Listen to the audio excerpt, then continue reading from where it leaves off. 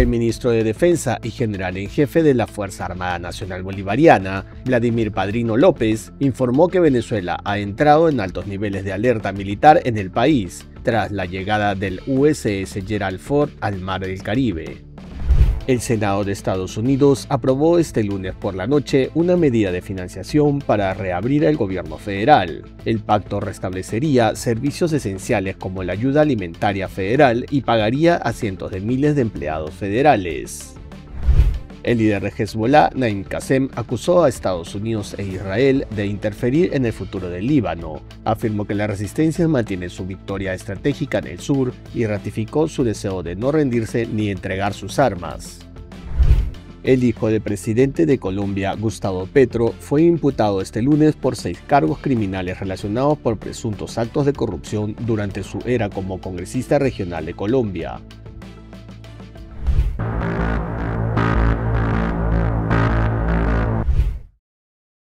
El ministro de Defensa y general en jefe de la Fuerza Armada Nacional Bolivariana, Vladimir Padrino López, ha emitido un comunicado en el cual informa que se han elevado los niveles de alerta militar en el país, en cumplimiento de órdenes impartidas por el líder del régimen chavista, Nicolás Maduro Moros.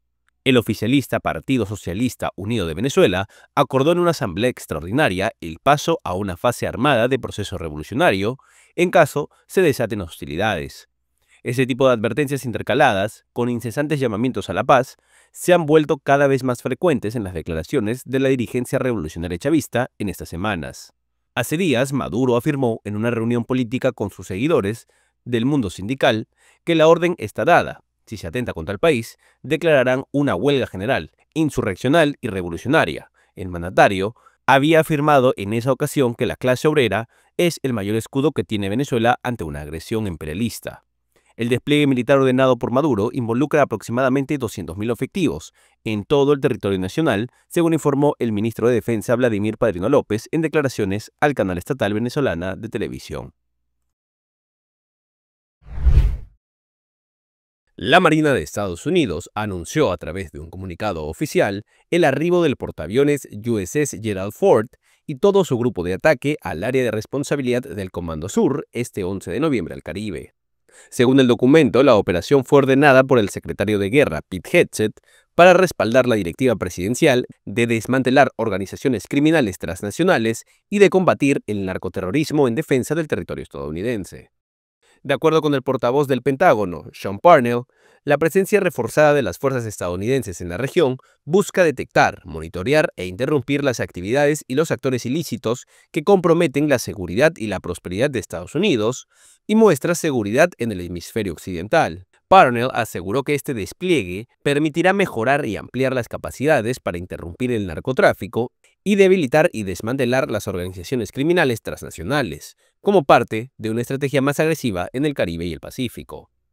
Con más de 4.000 marineros y decenas de aeronaves tácticas a bordo, el USS Gerald Ford proporciona a los comandantes y líderes civiles estadounidenses una mayor capacidad para proyectar poder mediante operaciones sostenidas en el mar.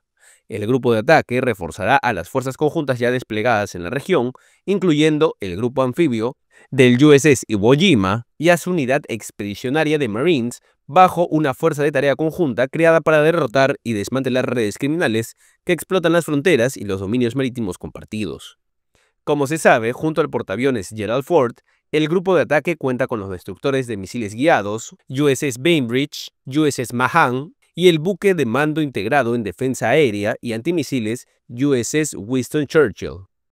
El ejército de Estados Unidos ha informado de la destrucción de más de una veintena de barcos, con el saldo de 75 personas muertas y una desaparecida en las aguas del Caribe y el Pacífico, después de varios ataques ejecutados en el marco de la nueva etapa de la ofensiva antidrogas impulsada por Washington. La administración Trump sostiene que estas acciones forman parte de un conflicto armado directo contra los cárteles latinoamericanos, designados como organizaciones terroristas y objeto de operaciones militares en aguas internacionales.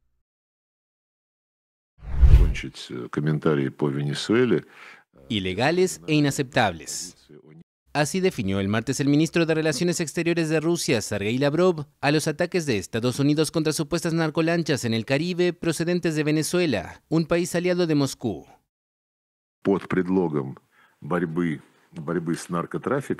Con el pretexto de combatir el tráfico de drogas, están destruyendo embarcaciones que, según ellos, transportan drogas sin juicio ni investigación alguna. Y no solo sin juicio, sino sin presentar ningún hecho a nadie. Así es como actúan en general los países sin ley, así como aquellos que se consideran por encima de la ley. В общем-то, действуют не законопослушные страны, а те, кто считает себя выше закона. Estados Unidos presenta sus ataques y el despliegue aeronaval en el Caribe como parte de un dispositivo contra los cárteles latinoamericanos, a los que define como organizaciones terroristas. La administración de Donald Trump autorizó incluso operaciones de la CIA en Venezuela y acusa al presidente Nicolás Maduro de estar detrás del tráfico de drogas hacia territorio estadounidense. Las relaciones entre Estados Unidos y Rusia se deterioraron en las últimas semanas. Trump expresó recientemente su frustración con Moscú al no vislumbrarse ningún avance en la resolución del prolongado conflicto en Ucrania.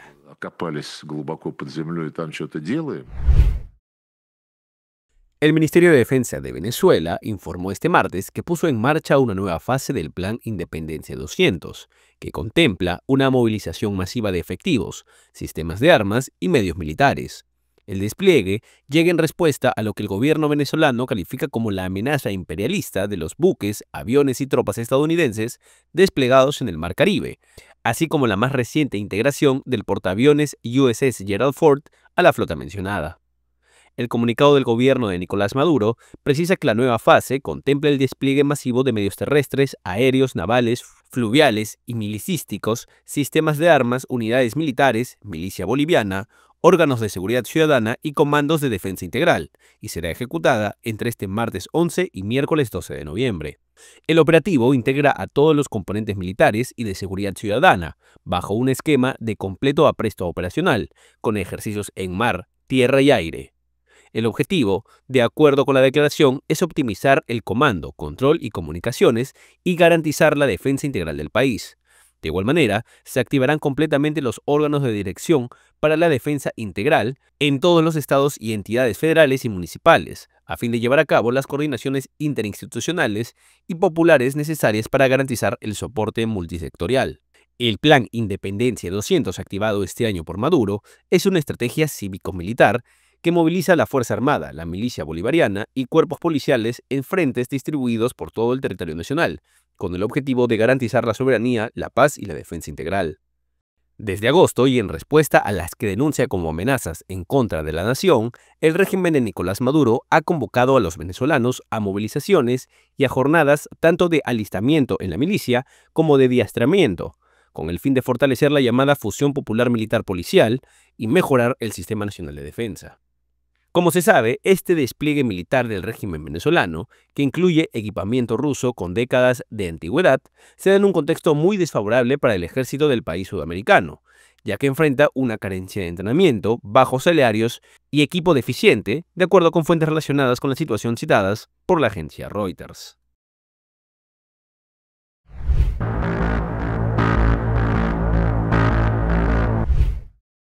El Senado de Estados Unidos aprobó este lunes por la noche una mediación de financiación para reabrir el gobierno federal. El pacto restablecería servicios esenciales como la ayuda alimentaria federal y pagaría a cientos de miles de empleados federales. El presidente Trump ha prometido una solución inminente a la crisis del sistema de salud estadounidense en la que ha fracasado repetidamente en el pasado. Les digo que vamos a trabajar arduamente en ello durante el próximo periodo de tiempo para que la gente reciba dinero, dijo Trump, refiriéndose específicamente a los estadounidenses que se encuentran en crisis debido al vencimiento de los subsidios ampliados de la Ley de Cuidado de Salud Asequible. El acuerdo sobre la financiación pasará ahora a la Cámara de Representantes, donde los líderes republicanos confían que se apruebe el miércoles y ponga así fin al cierre administrativo más largo de la historia de Estados Unidos. De esta forma, la votación del lunes por la noche puso fin a unos días frenéticos de negociaciones en el Capitolio estadounidense. Durante el fin de semana, los senadores centristas, los líderes republicanos y la Casa Blanca mantuvieron conversaciones discretas antes de presentar formalmente su acuerdo de este domingo. Los senadores demócratas Dick Durbin, Maggie Hassan, Tim Kaine, Jenny Sheening, Catherine Cortés Masto, John Fetterman, Jackie Rosen y August King, un independiente, fueron los demócratas que respaldaron la propuesta republicana que apoyaron el proyecto que ha sido enviado a la Cámara de Representantes. En esta instancia se tiene previsto que la votación del proyecto de ley, aprobado por el Senado, para reabrir el gobierno federal sea este miércoles a las 4 de la tarde, hora local, según un comunicado del coordinador de la mayoría, Tom Emmer. De la lista negra del FBI a la Casa Blanca. Donald Trump recibió el lunes a Ahmed al-Sharaa, una primicia para un jefe de Estado sirio y una consagración para el exyihadista. Al-Sharaa, que lideró una coalición rebelde de islamistas que derrocó a Bashar al-Assad en diciembre pasado tras décadas en el poder, es el primer líder sirio en visitar la Casa Blanca desde la independencia del país en 1946. Pueden esperar algunos anuncios sobre Siria. Queremos ver que Siria se convierta en un país muy exitoso y creo que este líder puede lograrlo. Realmente lo creo. Creo que este líder puede lograrlo. Y la gente dice que ha tenido un pasado difícil. Todos hemos tenido pasados difíciles, pero él ha tenido un pasado difícil y creo francamente que si no hubieras tenido un pasado difícil, no tendrías una oportunidad. Trump ya había expresado su simpatía por el presidente interino sirio durante su primer encuentro en mayo en el Golfo Pérsico. Ahora, con motivo de esta visita histórica, el Departamento de Estado anunció una nueva pausa en las sanciones estadounidenses, mientras se espera que el Congreso eventualmente las levante de manera definitiva. Tras el histórico encuentro entre Trump y al-Sharaa, un funcionario estadounidense dijo el lunes que Siria se une a la alianza internacional liderada por Estados Unidos contra el Estado Islámico. Además, agregó que Estados Unidos autorizó a Siria a reabrir su embajada en Washington. Al-Sharaa, que había ingresado discretamente a la Casa Blanca por una entrada lateral y sin el protocolo habitualmente reservado a los jefes de Estado y de gobiernos extranjeros, se retiró al finalizar el encuentro con Trump y se detuvo unos instantes para saludar a partidarios que lo aclamaban frente a la Casa Blanca. Washington retiró el viernes a al-Sharaa, de 43 años, de la lista negra de terroristas. Desde 2017 y hasta diciembre pasado, el FBI ofrecía una recompensa de $10 millones por cualquier información que llevara al arresto del líder de la antigua rama local de Al-Qaeda, el grupo Hayat Tahrir al-Sham. El jueves, el Consejo de Seguridad de la ONU también levantó las sanciones contra al-Sharaa, por iniciativa de Estados Unidos. Desde que asumió el poder, el dirigente sirio ha roto con su pasado y se abrió a Occidente y los estados de la región, incluido Israel, con el cual su país está teóricamente en guerra. Sin embargo, también prometió redefinir la relación de Siria con la Rusia de Vladimir Putin, con quien al-Sharaa se reunió en Moscú hace menos de un mes.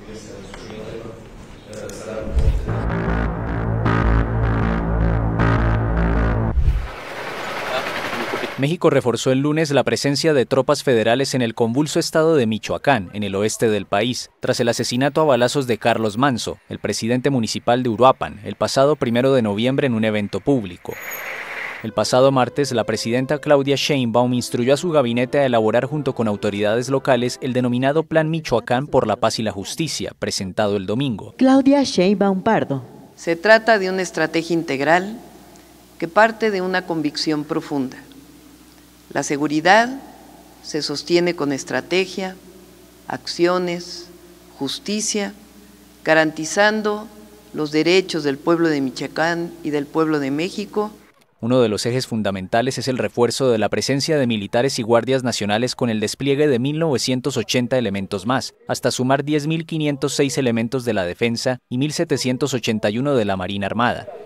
Las fuerzas federales tendrán la misión de multiplicar las acciones destinadas a combatir el narcotráfico y la extorsión, detener criminales y, de ser necesario, implementar un operativo para bloquear el Estado para evitar la fuga o el ingreso de células criminales.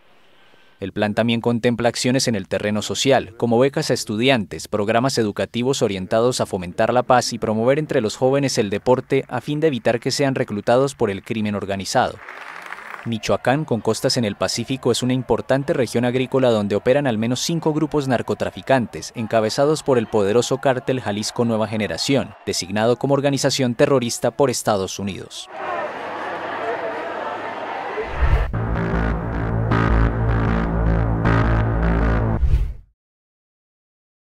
El líder de Hezbollah, Naim Qassem, acusó a Estados Unidos e Israel de interferir en el futuro del Líbano. Afirmó que la resistencia mantiene su victoria estratégica en el sur y ratificó su deseo de no rendirse ni de entregar sus armas.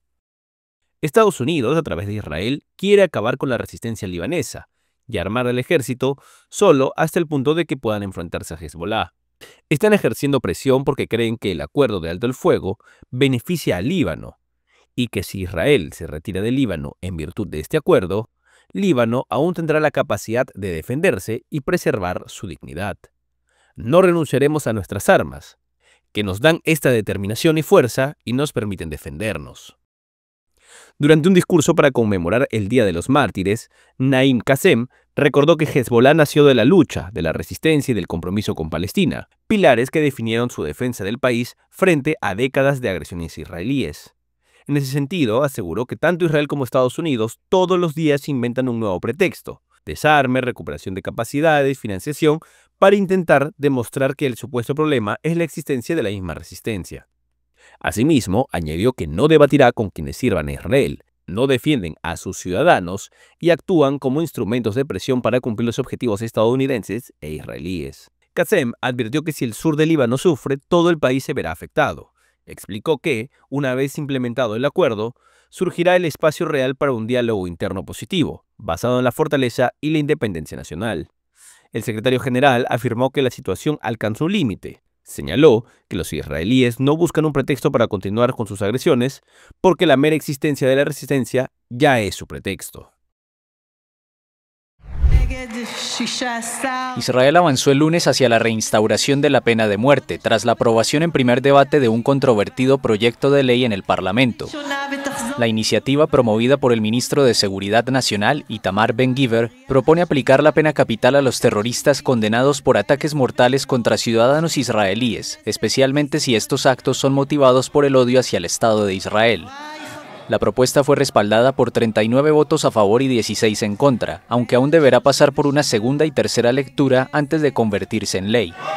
Este cambio en el Código Penal se da en medio de la incertidumbre generada por la guerra en Gaza, que sigue vigente desde el ataque de Hamás el 7 de octubre de 2023. Actualmente una tregua se mantiene en la región, mientras el gobierno israelí negocia con Estados Unidos los términos para extenderla. Aunque la pena de muerte solo se aplica en casos excepcionales en Israel, la última ejecución se produjo en 1962, cuando Adolf Eichmann, uno de los principales responsables del holocausto nazi, fue ejecutado. La propuesta ha recibido fuertes críticas, particularmente de Hamás, que la califica como una violación flagrante del derecho internacional. Por su parte, las autoridades israelíes defienden la medida como una herramienta para erradicar el terrorismo y generar un efecto disuasivo contundente.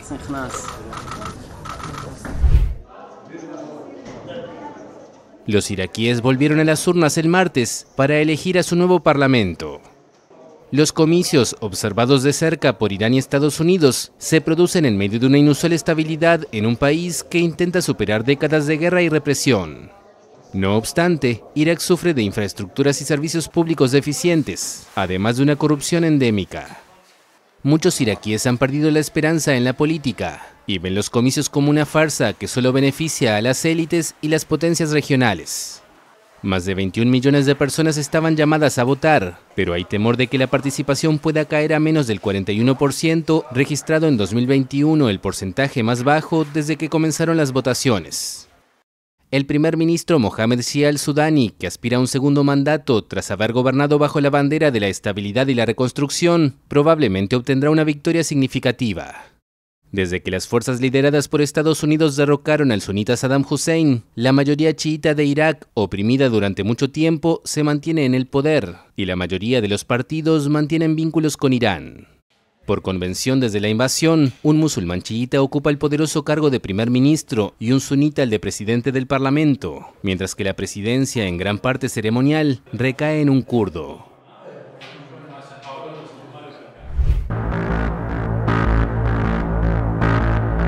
En la isla sureña de Hainan, el presidente Xi Jinping lideró la semana pasada una ceremonia que marcó un hito para la República Popular China: la entrada en servicio del Fujian, el primer portaaviones diseñado y construido íntegramente en el país. Este buque, con más de 80.000 toneladas de desplazamiento, representa un salto tecnológico que acerca a China a las capacidades navales de Estados Unidos. El Fujian es el tercer portaaviones chino, pero es el primero diseñado completamente en el país. A diferencia de los anteriores, el Liaoning y el Shandong, El Fujian incorpora catapultas electromagnéticas conocidas como EMALS. Este sistema permite lanzar portaaviones con mayor rapidez y con plena carga de combustible y armamento, algo que hasta ahora solo podían hacer los portaaviones estadounidenses. Según expertos militares citados por medios oficiales chinos, el Fujian podría realizar hasta 300 operaciones aéreas diarias y lanzar una caza cada 90 segundos. Además, puede transportar aproximadamente 45 aeronaves y cerca de 3.000 tripulantes, lo que otorga a China mayor capacidad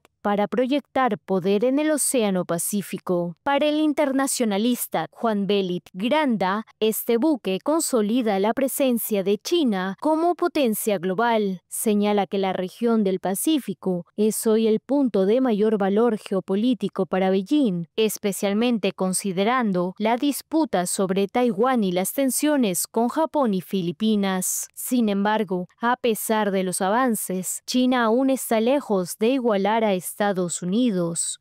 Washington cuenta con 11 portaaviones, todos con propulsión nuclear, lo que les permite operar durante largos periodos sin necesidad de reabastecerse.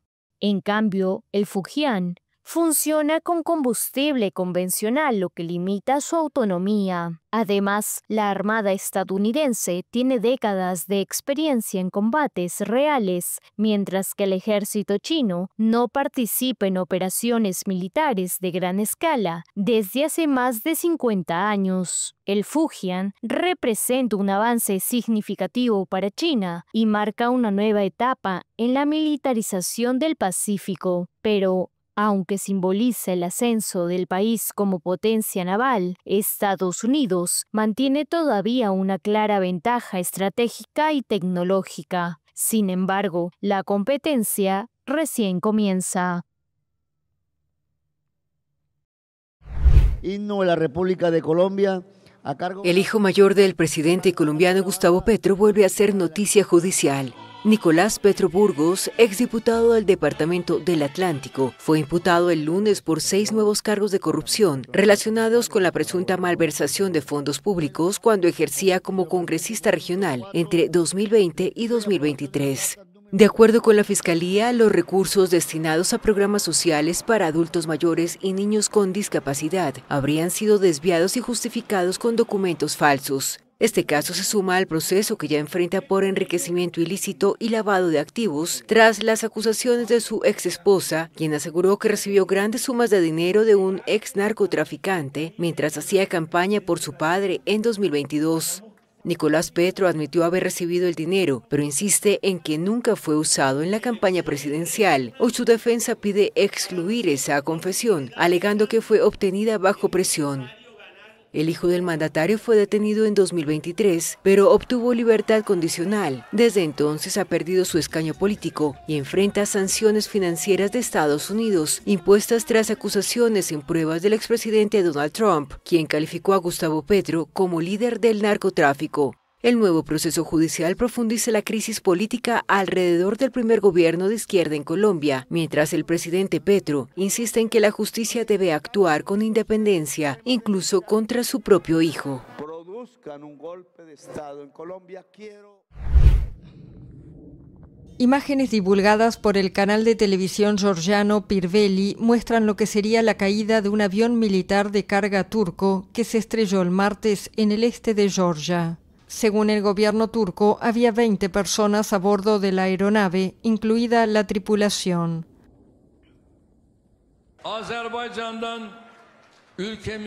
Hoy nos enteramos con profunda tristeza que nuestro avión militar C-130, que estaba viajando desde Azerbaiyán hacia nuestro país, se estrelló en la frontera entre Georgia y Azerbaiyán.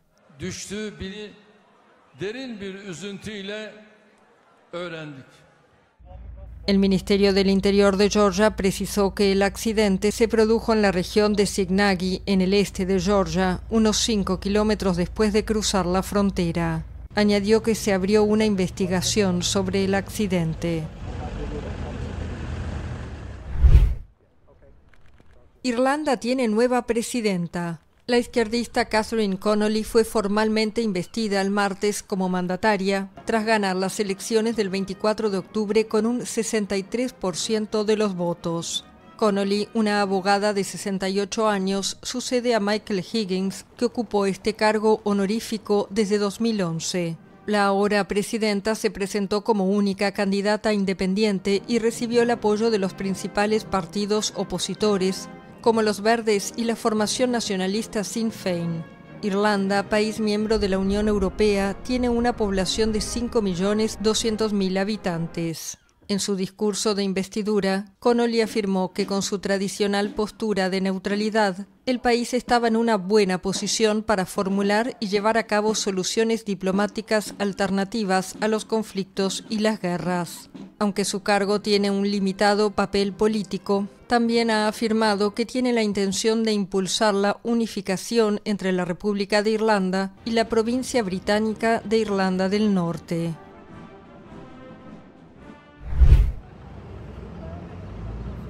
Tras un nuevo motín y una masacre dentro de una cárcel de Ecuador, el gobierno de Daniel Noboa comenzó el lunes el traslado de reclusos hacia su nueva megacárcel de alta seguridad.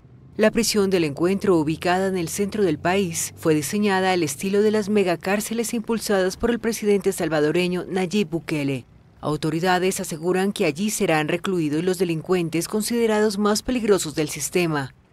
El ministro del Interior, John Reinberg, afirmó que se les acabó la fiesta al anunciar que el penal impide todo contacto exterior, incluso el uso de celulares.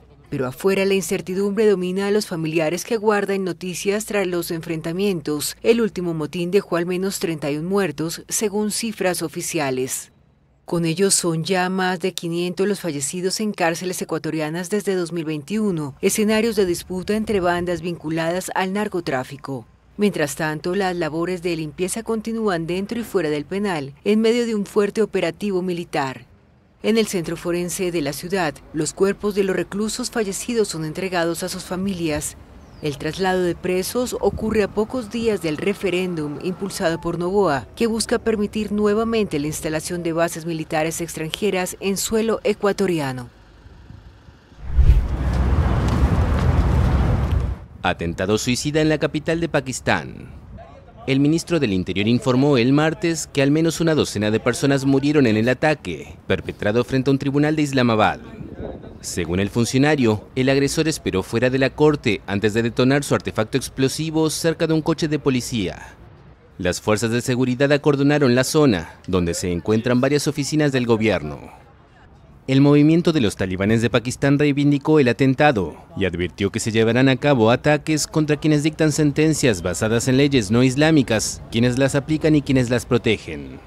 Pakistán se enfrenta a un resurgimiento de los atentados, que atribuye en particular a grupos armados que, según el gobierno, se esconden en territorio afgano. La capital, Islamabad, es considerada una ciudad bastante segura en comparación con el resto del país, ya que el último atentado había tenido lugar a finales de 2022.